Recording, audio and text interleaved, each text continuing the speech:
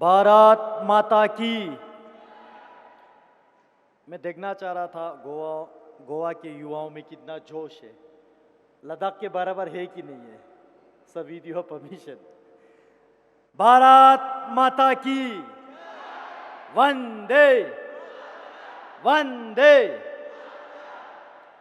बहुत बहुत धन्यवाद। मंच पे विराजमान honourable member of parliament and former minister श्रीमान राजीव प्रताप रूडी जी एंड डिग्निटरीज, मेरे बड़े भाई Rahul Karwat ji and all the guest, media बंधुओं, मैं सबसे पहले धन्यवाद देना चाहूँगा गोवा स्टेट के माननीय मुख्यमंत्री डॉक्टर प्रमोद सावंत जी का, जिन्होंने मुझे आज्ञा दिया कि इस प्रोग्राम में उपस्थित होने के लिए। और मैं धन्यवाद देना चाहता हूं श्री राहुल करट जी को, आपने मुझे ये अपॉर्चुनिटी दिया गोवा में आके सभी लोगों से मिलने के। साथियों, इस सेशन के जो topic political leadership, what young India wants, मैं इस टॉपिक को लेके थोड़ा गौर कर रहा था, तो इसमें अलग अलग पहलुएं जो है सोचने को मिला। एक चीज, what young population of this country wants, और दूसरे पहलू, what country wants from its young population।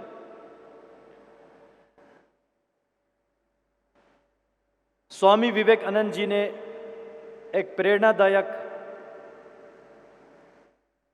हम सब के लिए कहा था, उठो, जागो और तब तक मत रुको जब तक लक्ष्य की प्राप्ति ना हो।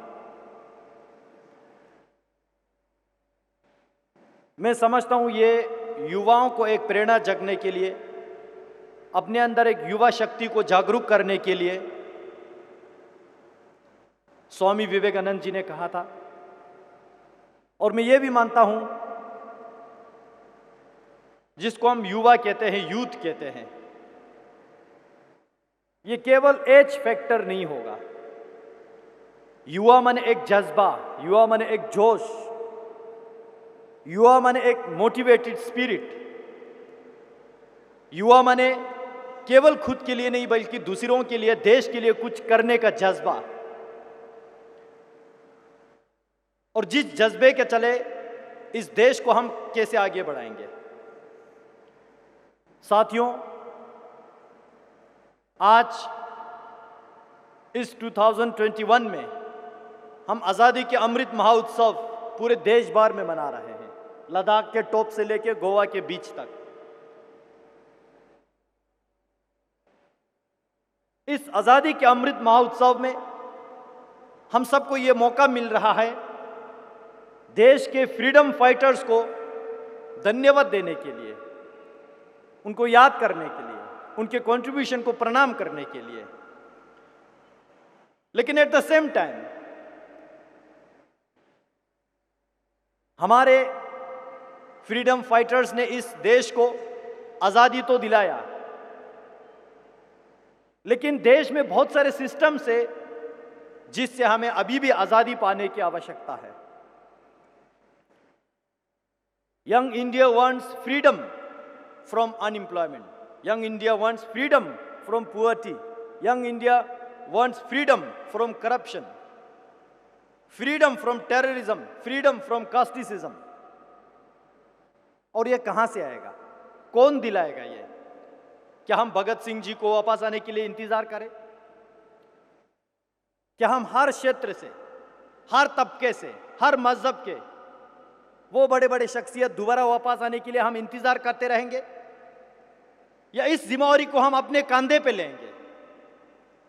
मैं समझता हूं एक यंग इंडियन होने के हम सबका दायित्व बनता है, be the change you want to see. जितने भी हर रोज हम कंप्लेन करते रहते हैं सोशल मीडिया पे, इधर उधर, ये है वो है, लेकिन कंप्लेन करने से सॉल्यूशन नहीं मिलने वाला। यंग इंडियंस को अपने देश को आगे बढ़ाने के लिए, सीमा सुरक्षा मजबूत करने के लिए, एक strong nation economically, politically, spiritually इस देश को मजबूत बनाने के लिए हम सबको आगे आना होगा। जरूरी नहीं कि सभी लोग पॉलिटिक्स में ही आए, अपने अपने क्षेत्र में, अपने अपने फील्ड में एक लीडरशिप का रोल प्ले करें with the sincerity, with the honesty. अगर हम अपने देश को एक मजबूत देश, जिसको हम विश्व गुरु कहते हैं, अगर हम ये सपना देखना चाहें तो हम सबको आगे आना होगा। बेरोजगारी को खत्म करने के लिए, पुअरिटी को खत्म करने के लिए केवल हम सरकार पे ही निर्भर रहेंगे। सरकार का तो दायित्व है, सरकार अपने हिसाब से बहुत कोशिश कर रहा है, लेकिन एट द सेम टाइम हर एक इंडिविजुअल को, हर एक व्यक्ति को मैं समझता हूं हमें अपना दायित्व निभाना होगा। एक यूथ होने के नाते, 21st सेंचुरी में रहते हुए यूथ होने के नाते हमें जॉब सीकर से ज्यादा जॉब प्रोवाइडर की तरफ हमें दौड़ना चाहिए, जिसके कारण से हर एक व्यक्ति जो है बेरोजगारी को किस तरह खत्म करे, गरीबी को किस तरह से मिटाए, भ्रष्टाचार को किस तरह से मिटाए। भ्रष्टाचार माने बड़े बड़े करोड़ों के स्कैम, घोटाला तक सीमित नहीं, बल्कि छोटे से छोटे एक बर्थ सर्टिफिकेट, डेथ सर्टिफिकेट लेने से लेके जहां तक हमारा करप्शन का जो दायरा है वो सारा मिटाना एक यंग इंडियंस का मैं समझता हूं जिम्मेवारी है। अगर हम सिंसियरली, ऑनेस्टली ये सारा करेंगे, मैं मानता हूं ये एक स्ट्रॉन्ग नेशन बनने की क्षमता है इस देश में। और ये युवा पीढ़ी मेरे ख्याल से यही चाहेंगे कि एक स्ट्रॉन्ग नेशन में सभी लोगों का लाइफ सिक्योर हो, इकोनॉमिकली, पॉलिटिकली, सबको एक इक्वल अपॉर्चुनिटी मिले। जिसको ध्यान में रखते हुए मैं धन्यवाद देना चाहता हूं इस मंच से गोवा प्रदेश के यशस्वी माननीय मुख्यमंत्री डॉक्टर प्रमोद सावंत जी का। अलग से एक युवा पॉलिसी, एक यूथ पॉलिसी गोवा के लिए फ्रेम किया, जिसमें एक स्टार्टअप पॉलिसी स्कीम 116 सर्टिफाइड करके 2.21 करोड़ का इसमें पैसा अप्रूव करके, जिसमें से 1.42 CR रिलीज भी कर चुके हैं, ताकि एक इस गोवा प्रदेश के युवा शक्ति को एक ताकत मिले, आगे बढ़ने का एक क्षमता मिले, जिससे एक देश को एक अच्छा स्टेट बिल्डअप करके दे सके। साथियों, मैं लद्दाख से आता हूं। भारत देश का लार्जेस्ट पार्लियामेंट्री कॉन्स्टिट्यूएंसी है। चीन और पाकिस्तान के साथ सीमाएं लगते हैं, बहुत हेवी स्नोफॉल होते हैं, ठंड होते हैं, लेकिन फिर भी हमारे देश के जज्बात सिपाही उस बॉर्डर पे तैनात है, क्योंकि उनको एक जिम्मेवारी दिया है। उनका, इंडियन आर्मी का जिम्मेवारी है उस बॉर्डर को सिक्योर करना। हम यंग पॉपुलेशन का जिम्मेवारी है अंदर से इस कंट्री को स्ट्रांग बनाना, जिसके चलते इस देश में एक पीस, एक प्रोग्रेस आने का एक वातावरण बने। माननीय प्रधानमंत्री श्री नरेंद्र मोदी जी हमेशा यंग इंडिया को, हमेशा युवाओं को आगे लाने के, एक रोल निभाने के, दायित्व देने का जो विजन रखते हैं।